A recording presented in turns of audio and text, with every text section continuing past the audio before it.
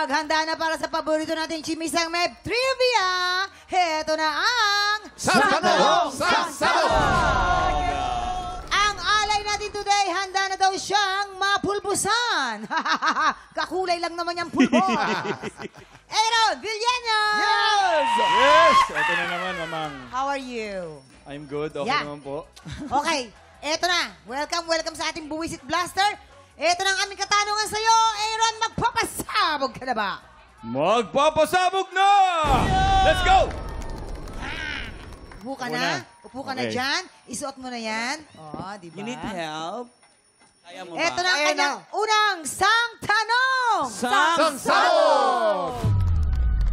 Eto na. Bago makilala si Eugene Domingo, ang ninang ni Maria, ang kanyang Italian husband, ano ang binalak sana niyang gawin kung hindi na siya makakapag-asawa? No? A, pumasok sa kumbento, or B, mag-rescue at mag-adapt ng mga pusa. B yan, Mamang. Ay, talaga? Yes, Tama. mag-rescue ng mga pusa at Mabilis saka ng naman mga sumagot, aso. oh. Hindi kasi naikwento talaga to sa akin ni Ate Oge. Ah. Alam ko, sobrang, empath si Ate Oge. Talagang Ano yung pagdating empath? sa mga... Ano yung empath? Kumbaga, ma'am... Tatay, Empath. Sorry, airpot yun. Airpot. Airpot yun. Empath, oo. Kung maalam nyo po, iba't ibang klase ng mga pusa ang nandun sa bahay niya. Yes, may Diba, siya sa ano mga nga- pussycat. Yes, anong mga pusa May siya sa yun? mga pussycat na mabalbon. Oo. Yes. Oo, ako naman, hindi alam ko, meron din siya mga pusikat na mga Kalbo. kalbo. Kalbo ang tawag doon. Yes! Meron! Mahal yun. Meron yun. Egyptian Sphinx. Yes, ang mahal nun. At kung may kalbo at mabalbon, merong pusang maingay. Yung palagi Anong tunog? Nung pusa maingay. paswang na yun. Grabe. Nalulungkot nga siya pag nakakita siya sa kalsada ng mga pusa na nililigaw. Kinukuha niya yun. Binibigyan niya ng Over bahay. 80 plus, di ba, ang mga Yes, pusa? 82 na, 82. 82. Plus. 82, Aba, yes. akalain mo eh. Ay, nililigaw nyo, nililigaw. Diyan siya nagkakamali. Yes, Kung Kuya Kim. sinong may kilala kay Uge, tayo Siyempre. yun. Ano? Gusto niya magmadre. Alam mo kung bakit? Dahil, ano bang apelido ni Eugene? Domingo. Anong ibig sabihin ng Domingo? Ayan ang Espanyol para sa Sunday. Sunday. At kailan tayo nagsisimba? Pagka Sunday. So, nakondisyon sa utak niya nung lumalaki siya na Domingo o Sunday. Anong simbahan? Santo Domingo ayun. Church. Oh.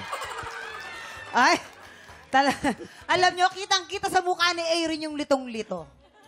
Yan ang trabaho nila rito, halituhin ka talaga. Ay. Kami magkasabi kami Yes. nito. Aaron.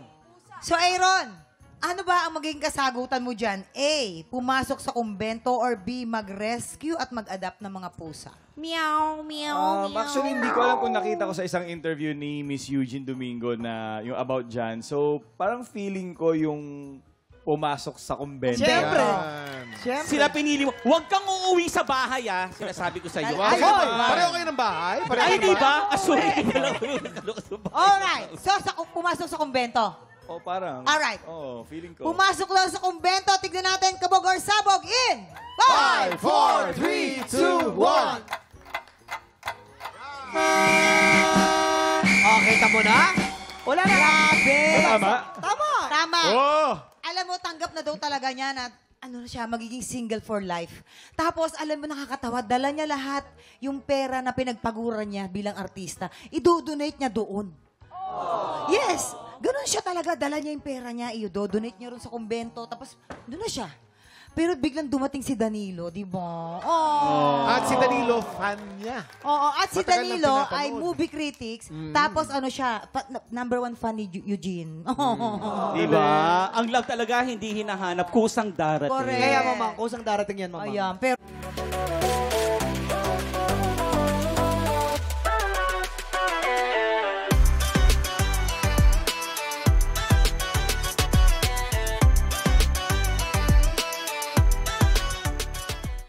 Tropa, pinanood mo hanggang sa dulo itong video na to at dahil doon, very good ka. For more happy time, watch more TikTok Lock videos on our official social media pages and subscribe to GMA Network official YouTube channel.